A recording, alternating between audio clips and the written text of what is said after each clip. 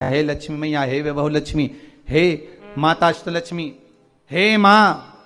श्री शिवाय नमस्तुभ्यम। हर हर महादेव। 12 नवंबर को दिवाली है दोस्तों, और इस दिन दीपदान का बहुत ज़्यादा महत्व है।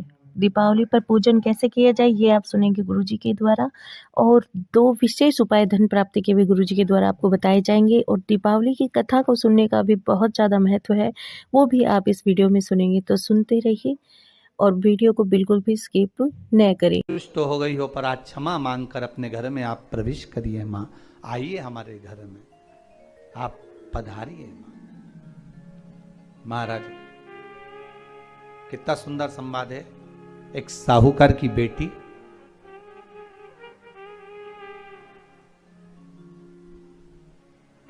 साहूकार की पुत्री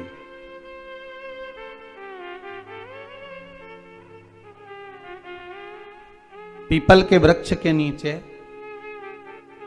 बेलपत्री के वृक्ष के नीचे, आंवले के वृक्ष के नीचे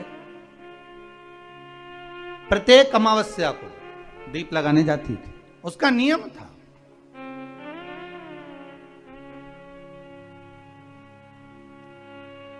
साहूकार की पुत्री प्रत्येक अमावस्या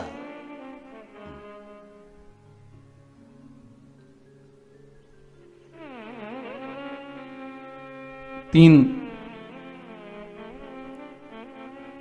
दीप, एक बेलपत्री के नीचे, एक आंवले के नीचे, एक पीपल के नीचे लगाने जाते।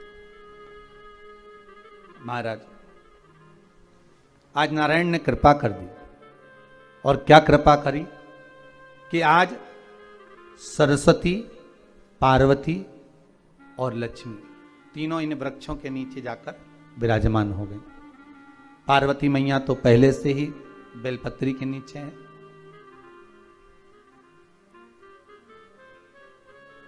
स्वयं सरस्वती मैया, लक्ष्मी मैया आंवले और पीपल के नीचे विराजमान हो गई।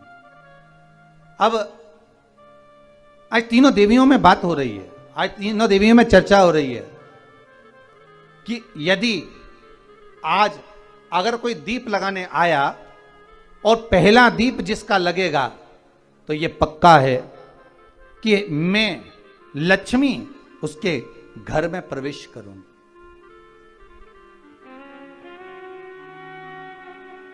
सरस्वती जी बोली, जो पहले बार दीप लगाने के लिए प्रथम में आएगा, मैं उससे अपनी सहेली बना लूंगी, उसको अपनी मित्र बना लूंगी।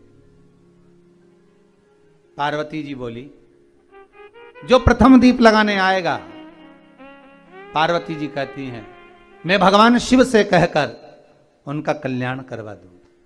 अब ये साहूकार की बेटी, वो साहूकार जो कहने का तो साहूकार था, धन पूर्व में बहुत था, पर अब इसके पास में कुछ भी नहीं बचा था।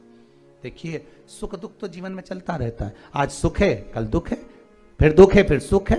ये जीवन में चलता रहता है। भगवान ने दिया, हो सकता है पूर्व में आपके पास में खूब धन होगा, वैभव होगा, सत्ता होगी, फैक्ट्रियां भी होंगी, दुकान भी होगा, धंधा भी होगा, पानी भी होगा, सब कुछ, सारी सत्ता आपके पास में होगी, पर समय की घड़ी किसने देखी है साहब? कौन देखा घड़ी को? कौन देखा पल को?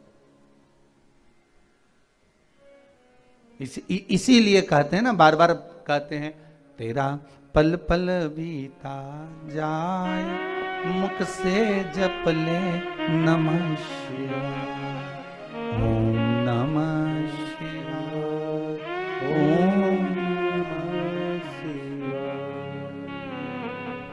बड़ी मुश्किल से मिलता है। घड़ी, पल, समय, नक्षत्र कब बदल जाए किसको मालूम है? आज साहूकार के जीवन में था साहूकार कहने का, पर धन नहीं था, वैभव नहीं था, सब समाप्त हो गया था, कहीं पैसा चले गया, लग गया। महाराज, बेटी ने वही दीप तैयार करे। दीपावली की अमावस्या नहीं थी, पर दूसरी जो अमावस्या थी, उस अमावस्या पे उसने दीप लगाया। जैसे ही दीप लगाया, 3 देवियों ने आवाज लगाई, अरे सखी सुनो तो। साहूकार की बेटी बोली, किसकी आवाज आ रही है? अरे सखी सुनो तो। सखी ने कहा, क्या बात है?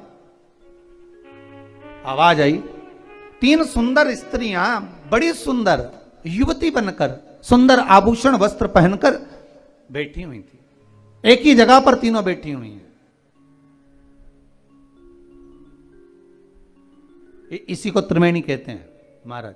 जो त्रिवेणी का जो वृक्ष होता है उसमें त्रिवेणी का जो वृक्ष होता है उसमें दिए लगाने का बड़ा महत्व होता है, तो इसी को त्रिवेणी कहते हैं। तीनों बैठी हुई थी।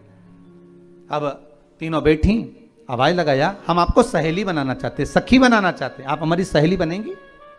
अब इस साहूकार की बेटी को लगा ये तो बहुत पैसे वाली दिख रही हैं, धनपति दिख रही हैं, और मैं तो गरीबड़ी, और ना जाने में अगर इनकी सखी बन गई तो फिर इनको क्या मुझे देना पड़ जाए, कोई भरोसा है। इसलिए शास्त्र कहता है कि मित्र भी बनाओ तो सोच समझ कर बनाओ। मित्र भी बनाओ तो सोच समझ कर बनाना। ज्यादा धनपति मित्र बन गया तो मन में आएगा कि जब ये घर आएगा तो इसको घृत का भोजन तो कराना ही पड़ेगा, घी का भोजन तो कराना ही पड़ेगा। इसलिए मित्र भी बने तो ऐसा बने कि जो आपके सम्मुख में हो उसको धन और वैभव से मतलब ना हो, उसको सत्ता से मतलब ना हो, आप उसको केवल आपसे मतलब, आपकी मित्रता से। साहूकार की बेटी ने कहा मैं आपको कल बताती हूं, मेरे पिताजी से पूछूंगी मैं आपको मित्र बनाऊं कि ना बनाऊं। ठीक है, चलिए घर पहुंची। पिताजी मुझे 3 सखियां मिली हैं, एक सरस्वती है, एक पार्वती है और एक लक्ष्मी है। अच्छा, पीपल, आंवला और बेलपत्र तीनों वहां विराजमान। अच्छा, क्या कर रही हैं? सखी बनाना चाहती है। पिताजी ने कहा बन जाओ सखी, सखी बनने में दिक्कत क्या है, बनो। अब दूसरी अमावस्या पे जब वो गई और जाकर उसने कहा कि मैं आपकी सखी बन सकती हूं, तीनों प्रसन्न हो गई। तो उसमें से एक सखी माता लक्ष्मी ने कहा कि चलो आज तुम हमारे घर चलो, हम तुम्हारा सम्मान करना चाहते हैं। सखी को माता लक्ष्मी अपने घर ले गई। साहूकार की बेटी को जब घर लेकर गई, सुंदर सोने की चौकी, सोने की थाली और सोने के गिलास, पकवान एक से बढ़कर एक माता लक्ष्मी ने जब साहूकार की बेटी के सामने परोसे, इधर माता सरस्वती इधर माता पार्वती नजदीक में बैठ गई और साहूकार की बेटी पकवान को पाने लगी।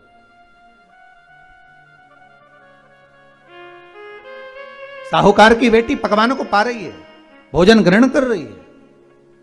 अब भोजन करने के बाद साहूकार की बेटी चली गई। अब जाते से ही माता लक्ष्मी जी ने कहा सुनो सखी, अगली जो अमावस्या आ रही है आपको मालूम है वो कौन सी अमावस्या है? नहीं। कहा दीपमालिका, दीपावली की अमावस्या, आपको मालूम है? ओहो, पर एक बात हम आपको कहें, लक्ष्मी जी बोली, एक बात हम आपको कहें। हाँ बोलिए। हम चाहते हैं इस अमावस्या को आप हमारे घर आई हो, अगली अमावस्या को हम आपके घर आना चाहते हैं, क्या आप हमें बुलाएंगी? सखी ने कहा, साहूकार की बेटी बोली, अगर आपका मन है आने का तो आप आओ, मना नहीं है। साहूकार की बेटी हूं मैं। लक्ष्मी जी ने मन में सोचा ठीक है, तैयारी करो। आज साहूकार की बेटी घर पहुंची तो पिताजी ने पूछा बेटी आज बहुत देर हो गई तुझे आने में, कहां रह गई थी तू, कहां रह गई तू? बेटी कहती है 3 सखियों के घर गई थी, आने में देरी हो गई, पर मेरी सहेली माता लक्ष्मी जी कह रही हैं कि अमावस्या के दिन मैं तुम्हारे घर में आऊंगी। तो पिताजी ने कहा उसमें क्या दिक्कत है, तैयारी करो। तो पिताजी घर में अपने खाने के लिए तो कुछ नहीं, तो माता लक्ष्मी को क्या खिलाएंगे? कई लोग कहते हैं कि दीपावली पे ना तो हमारे यहाँ घी है, ना हमारे यहाँ तेल है, ना हमारे यहाँ कपास है, ना हमारे यहाँ पर मिठाई बन रही है, ना हमारे यहाँ अच्छे वस्त्र हैं, हम क्या पहने माता लक्ष्मी को रिझाने के लिए?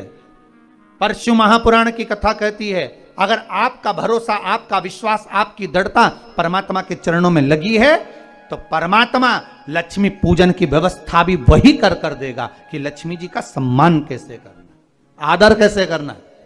घर में बच्चों का विवाह होता है, टेंशन आपको होता है, परमात्मा पे छोड़ दो, भगवान विवाह कराने वाला होगा, भगवान पाणिग्रहण संस्कार कराएगा, भगवान व्यवस्था करेगा।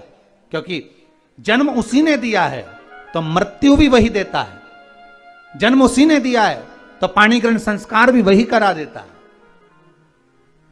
क्यों सोचना। साहूकार ने कहा, बेटी तो इतनी जल्दी हिम्मत हार गई कि तेरे घर में कुछ नहीं है। गाय का गोबर ला, लीपन कर, घर को पोंछ, कचरा उठाकर बाहर फेंकिया। पिताजी घर में तो कचरा भी नहीं है कि जिसका प्रयोग करा जाए। कचरा उठाकर बाहर फेंकिया। चौक पिताजी चौक पूरने के लिए तो मेरे पास में कुछ है ही नहीं, जो दीवार पर पोत रही है वही मिट्टी को पोत दे, चौक पूर। उनके घर गई थी, सोने की चौकी पर सुंदर आनंदमय भाव से बिठाया है मुझे, सुंदर सोने की थाली में भोजन कराया है मुझे, अब मैं क्या दूं। पिताजी कहते हैं, अगर लक्ष्मी आपकी सहेली अगर आ रही है, बड़ी धनपति है, तो व्यवस्था भी वही करेगी। अब लक्ष्मी तो जाने की तैयारी में, सरस्वती उनके साथ जाने की तैयारी में, पर माता पार्वती नहीं गई। माता पार्वती ने कहा, आज मैं नहीं जाऊंगी। क्यों? आज मुझे अमावस्या का दिन है ना, इसलिए बेलपत्री के पेड़ के नीचे मुझे रहना पड़ेगा। तो माता पार्वती बेलपत्र के पेड़ के नीचे रुक गई।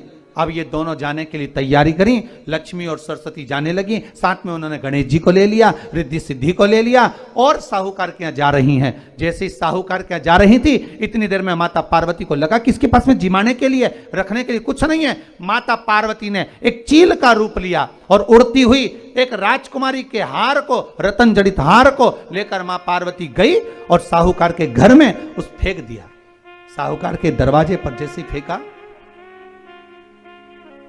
बेटी ने झाड़ू लगाते समय देखा कि कचरा, ये हार कहां से आ गया। पिताजी को दिखाया, अल्लाह मैं जाऊं, और साहूकार लेकर गया हार को। जो सेठ को दिखाया, महाराज ये हार तो करोड़ों का है, कोई साधारण नहीं।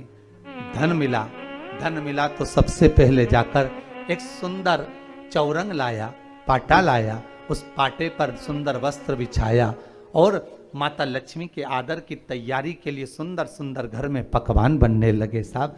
और सुंदर सुंदर पकवान बने। जैसे ही लक्ष्मी घर में प्रवेश करी, सरस्वती प्रवेश करी, गणेश प्रवेश करे, रिद्धि सिद्धि प्रवेश करी,